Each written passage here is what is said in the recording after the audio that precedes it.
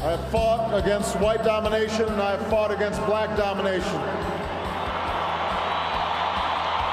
I've cherished the ideal of a democratic and free society in which all persons live together in harmony and equal opportunities. It is an ideal which I hope to live for and to achieve. But if needs be, it is an ideal for which I am prepared to die. President Obama quoted Nelson Mandela at this morning's memorial service in South Africa. The president talked at length about the example Mandela set. With us now, Bill Keller, former executive editor to the New York Times and now a columnist for the paper. He was Johannesburg bureau chief as Mandela negotiated the end of apartheid. Melanie Eversley of USA Today came of age during Mandela's remarkable rise. She has covered civil rights throughout her career. We're pleased to have both of you. So today, in terms of the Mandela that you know, what resonated most in terms of what President Obama said?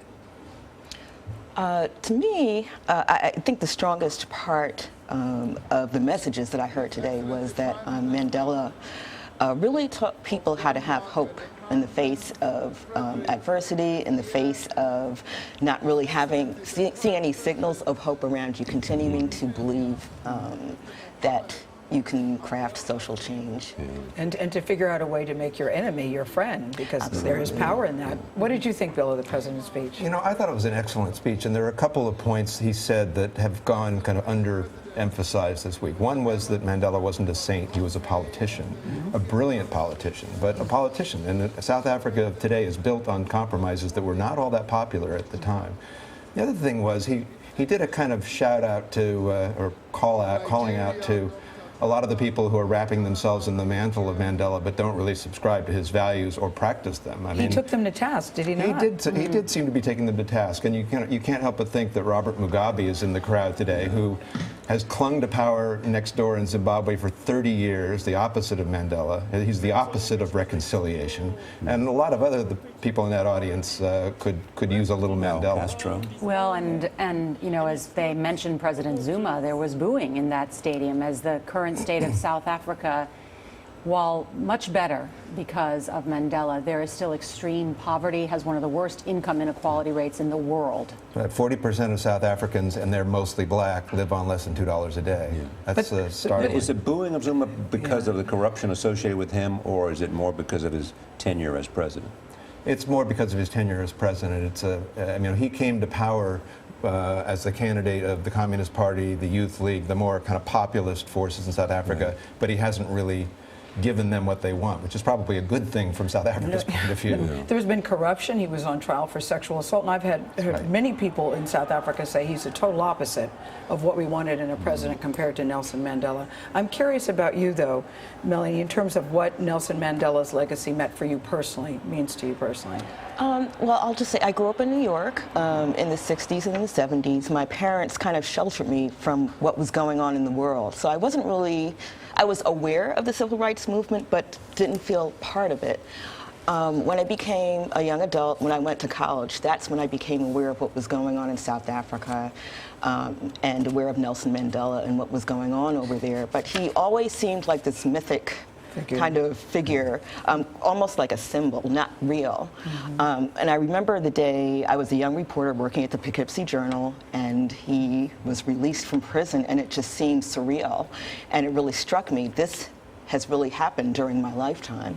All these events in South Africa happened during my lifetime. And it just kind of gave me a more accurate picture of the world. Is this the best example of where sanctions worked? Well, sanctions made a difference, and they were morally the right thing to do, I believe. But even in South Africa, sanctions didn't rescue South Africa. South Africans rescued South Africa.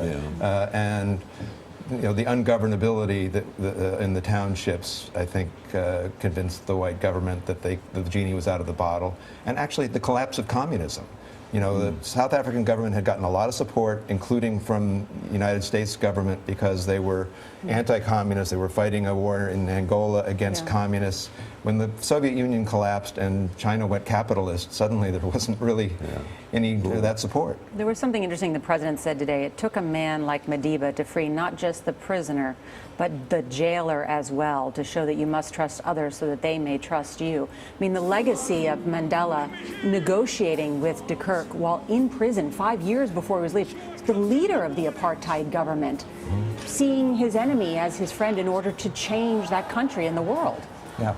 I'm not sure he ever quite saw de Klerk as a friend, I but he saw him shouldn't as say a necessary partner. Yes. You can't negotiate without I was somebody going on to the other ask that side in of the terms of table. what the relationship was after, but was there some real resistance to de Klerk getting the Nobel Prize as well? Yeah, there was. I mean, I think a lot of Black South Africans in particular thought that that was, that he should share the limelight with Mandela was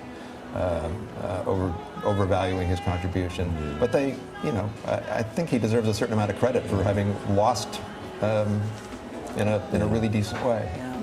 Bill Keller, you had the last word. Thank you very much, Melanie, for coming today. We will have one more look at the moments that stand out from today's memorial for Nelson Mandela. It's coming up next on CBS This Morning.